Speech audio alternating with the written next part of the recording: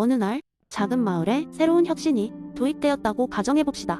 이 마을은 매우 특별한 장소로 모든 주민들이 정해진 규칙 없이 자유롭게 행동할 수 있는 자연 상태를 실험하려는 목적을 가지고 있었습니다. 이 마을에 입장한 사람들은 그 어떤 제한도 받지 않으며 스스로의 본성에 따라 살아가기로 결정했습니다. 이곳의 이름은 리버필드였습니다. 리버필드의 초기에는 사람들은 서로를 존중하는 듯 보였습니다. 마을 광장은 나름의 규칙이 없는 자유로운 무역의 장으로 변했고, 사람들은 자신들만의 방식으로 문제를 해결하며 살아갔습니다. 그러나 시간이 지나면서 마을에는 예상치 못한 문제가 생겨나기 시작했습니다. 먼저 주변 농부들이 기르는 염소들이 문제의 시작이었습니다. 마을 주민들은 처음에는 염소들이 한두 마리일 때는 상관하지 않았지만, 시간이 지나면서 염소들이 무리를 지어 다른 사람들의 밭을 헤집고 다니기 시작했습니다. 농부들은 자신들만이 영토를 주장하며 소유권을 내세웠지만 이를 따르는 사람은 거의 없었습니다. 이런 혼란 속에서 마을의 몇몇 사람들이 비밀리에 모여 문제를 해결할 방법을 고민하기 시작했습니다. 그들은 서로의 안전과 재산을 위해 어떤 규칙이나 계약이 필요하지 않을까 하는 생각에 이르게 되었습니다. 마침내 그들은 사회계약을 맺기로 합의합니다.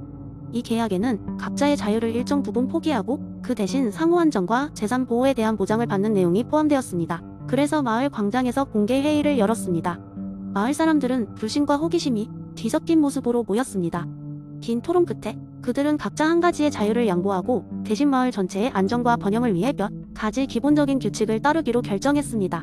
특히 강력한 지도자를 선출하여 그가 법과 질서를 관리하도록 합의했습니다. 그 지도자는 리버필드를 지킬 리바이어던으로 임명되었습니다.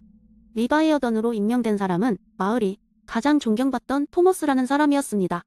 그는 공정하고 인자한 리더로 평가받았고, 그의 통치 아래 리버필드는 점차 안정을 찾아갔습니다. 사람들은 이제 자신들의 창고를 걱정할 필요가 없었고, 염소들은 정해진 곳에서 길러졌습니다. 또한 분쟁이 발생할 때마다 토머스 눈중 제자로서 공정한 판단을 내려주었습니다. 시간이 흘러 리버필드는 번영의 시대를 맞이하게 되었습니다. 사람들은 종종 광장에서 모여 그간 의경험담을 나누며 웃음을 터뜨리곤 했습니다. 사회계약이 없었다면 염소들이 지금쯤 이 마을을 점령했을 거야 라며 농담을 던지기도 했습니다. 이것이 토마스 홉스의 사회계약 이론이 제대로 적용된 한 사례로 기억되었다고 합니다.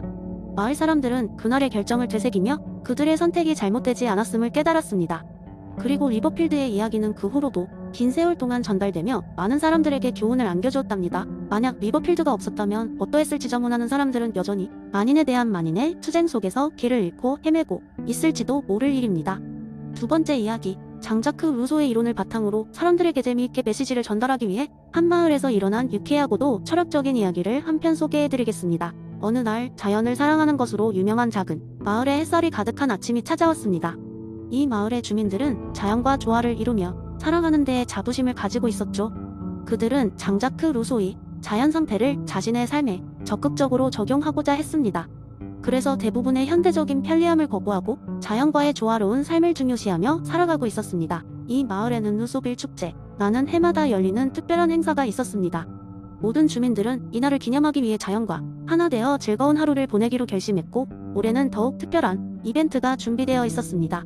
그것은 바로 자연상태 체험 캠프였습니다. 참가자들은 아침 일찍 마을 광장에서 모였고, 이들이 받게 될 유일한 도구는 각자의 기지가 전부였습니다. 이들은 하루 동안 아무런 현대적인 도움 없이 자연 상태에서 살아남아야 하는 것이었죠. 참가자들은 서로를 밀어주고 당겨줌으로써 자연 상태에서의 이상적인 평등과 협력을 느낄 수 있었습니다. 캠프의 목적은 단순히 자연에 의존하여 생존하는 것이 아니라 그 과정을 통해 개인의 본연의 자유를 체험하고 서로 간의 관계를 다시 되돌아보는 것이었습니다. 참가자들은 공동체 속에서 서로의 필요와 어렵지 않게 조화를 이루는 법을 배우고 현대 사회의 복잡함 대신 서로의 이야기에 더 귀 기울이게 되었습니다. 캠프 중 루카라는 한 청년이 인상 깊은 경험을 하게 되었습니다. 그는 도시에서 자라나 처음에는 자연 상태 속 생존이 매우 혼란스러웠습니다. 스마트폰도 편의점도 없이 오직 자연과 함께 있는 시간이 처음이었기 때문이죠. 하지만 시간의 흐름에 따라 루카는 자연 상태 속에서 누리는 진정한 자유를 느끼게 되었습니다. 그는 마을의 노인이 들려주는 옛날 이야기를 듣고 물고기를 함께 잡으며 사람과 사람 간이 진정한 소통과 연대감을 배워갔습니다.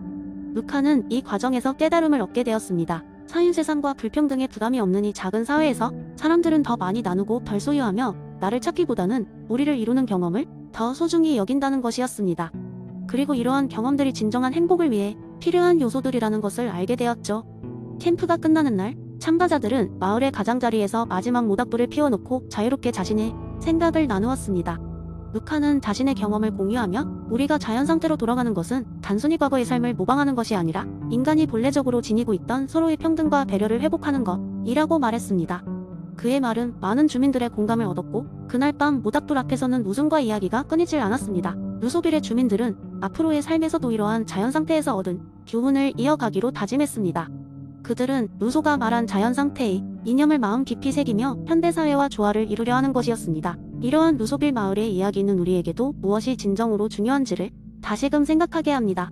루소의 자연 상태 이론을 통해 우리는 때때로 복잡한 현대 사회의 틀에서 벗어나 순수한 상태에서의 인간 본연의 모습을 돌아봄으로써 진정한 자유와 평등을 만끽할 수 있지 않을까요? 세 번째 이야기. 어느 한 작은 마을, 토비아라는 곳에 사람들이 살고 있었습니다. 이 마을은 평화롭고 아름다웠지만 자원이 풍부하지 않아 사람들은 한정된 자원을 가지고 최대한 서로 도우며 살아가고 있었습니다. 마을의 중앙 광장에는 매주 토요일마다 사람들이 모이는 시장이 열렸고 사람들은 서로의 물건을 사고 팔면서 화기애애한 분위기를 만들어갔습니다. 이 마을에는 앨리스라는 여인이 살고 있었는데 그녀는 마을에서 매우 사랑받는 인물로 항상 자신의 가진 것으로 최대한 이웃들을 돕고자 노력했습니다. 앨리스의 도움은 단순히 물질적인 지원에 그치지 않았습니다. 그녀는 병든 이웃이 있으면 밤새 간호를 하기도 했고 슬퍼하는 친구가 있으면 항상 기운을 북돋아 주었습니다. 어느 날 마을에 새로운 얼굴이 등장했습니다. 그의 이름은 마이클이었고 그는 여행 중 우연히 이곳을 방문하게 되었습니다.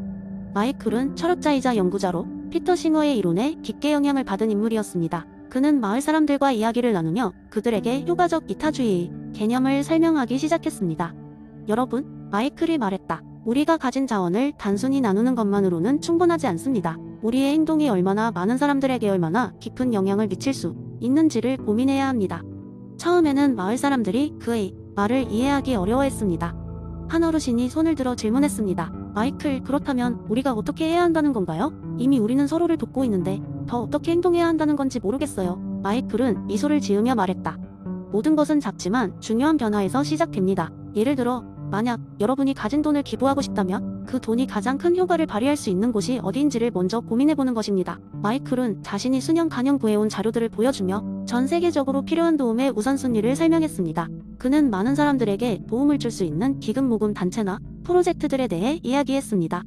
마을 사람들은 그의 이야기에 서서히 공감하기 시작했고 각자가 어떻게 더 효과적으로 마을과 세상에 기여할 수 있을지를 논의하게 되었습니다. 앨리스도 마이클의 이야기에 큰 영감을 받았습니다. 그녀는 효과적 이타주의의 개념을 그녀의 일상 속 다양한 활동에 적용하기 시작했습니다. 그녀는 먼저 마을 사람들을 위한 건강 검진을 주최하여 서로 건강 상태를 점검하고 필요한 사람들에게 효과적인 지원을 제공했습니다. 또한 그녀는 지역 농민들과 협력하여 더 많은 식량을 생산하고 그것을 필요한 이웃에게 나누는 프로젝트를 시작했습니다. 몇 달 후 마을은 그 어느 때보다도 살기 좋은 곳이 되어 있었습니다. 사람들은 효율적으로 자원을 사용하며 서로를 돕는 방법을 찾았고 마을 밖 사람들에게도 그들의 이야기를 전파했습니다. 결국 토비아 마을은 작은 변화가 큰 선을 이룰 수 있다는 중요한 교훈을 배웠습니다. 그리고 이 모든 변화의 중심에는 효과적 이타주의라는 개념을 통해 사람들에게 새로운 시각을 선사한 마이클과 그 꿈을 실천으로 옮긴 앨리스가 있었습니다. 이들은 이론과 실천이 하나로 만나 어떻게 최대의 긍정적 결과를 가져올 수 있는지를 보여주었고 그들의 이야기는 많은 이들에게 영감을 주게 되었습니다. 네 번째 이야기. 한 마을에 철학을 좋아하는 사람들이 모여 사는 작은 공동체가 있었습니다. 이 마을의 주민들은 매주 한 번 철학 토론을 열면서 삶의 의미를 탐구하고 앞으로의 행동을 반성하곤 했습니다. 그런데 어느 날 마을에는 저명한 철학자인 엘리자베스 앤스코미도 이론에 대한 대대적인 토론이 열리게 되었습니다. 토론의 주최자는 한 젊은 철학도였는데 그는 마을 사람들에게 앤스콤의 책을 읽고 각자가 이해한 바를 삶의 에피소드와 결부시켜 발표하기를 요청했습니다. 마을 사람들은 흥미롭게도 각자 자신만의 독특한 이야기와 해석을 들고 나왔습니다. 그 중에서도 지혜로운 할머니의 썰이 가장 인상적이었습니다. 지혜로운 할머니는 자신의 젊은 시절 이야기를 꺼냈습니다. 그 시절 그녀는 한 도시에서 바삐 살아가는 직장인이었습니다. 어느 날 상사에게 급한 프로젝트를 맡아 늦은 시간을 보내고 있었는데 집으로 가는 길에 길가에서 짖고 있는 작은 개를 보았습니다. 비가 오고 있었고 그 개는 갈 곳이 없어 보였습니다. 할머니는 그 개를 집에 데려가서 돌보기로 마음먹었습니다. 할머니는 그 행동이 의도를 설명하며 웃었습니다. 그때 나는 단순히 그 개가 불쌍해서 데려간 것이 아니었어. 그 개를 집에 데려가면서 나는 내 자신에게 질문을 던진 것이지. 왜 나는 이렇게 바쁜 삶을 살면서도 이 작은 생명을 구하려고 하는가? 그 질문은 내 삶 자체를 다시 보게 해줬어. 아마 그때 난 내 삶이 방향성을 찾고자 했던 거지. 그녀는 헨스콤의 이론이 왜 중요한지를 이렇게 설명했습니다. 단순히 개를 집에 데려가는 외적 행위만 보면 그냥 선의의 행동일 뿐이야. 하지만 내 의도를 살펴보면 그것은 내 삶의 목적지와 방향성을 찾으려는 깊은 갈망에서 나온 행동이었어. 내가 그 개와 함께 살면서 지금의 내가 되기까지 얼마나 많은 것을 배웠는지 모른다니까. 할머니의 썰은 많은 사람들에게 깊은 감명을 주었습니다. 사람들은 앤스콤의 의도 이론이 단지 학문적인 이론이 아니라 실제 삶의 선택과 도덕적 평가에 얼마나 중요한지를 실감하게 되었습니다. 그 이후로 마을 사람들은 매주 서로의 의도를 돌아보는 시간을 가지게 되었고, 그 경험은 그들 각자의 삶을 더욱 풍요롭게 만들었습니다. 결국 앤스콤의 이론은 그 마을에서 단순한 지적 탐사의 대상이 아니라 삶을 성찰하고 더 나아갈 수 있게 하는 도구가 되었던 것이었습니다. 이렇게 그 마을에서는 의도를 탐구하는 재미난 철학적 여정이 계속되었습니다.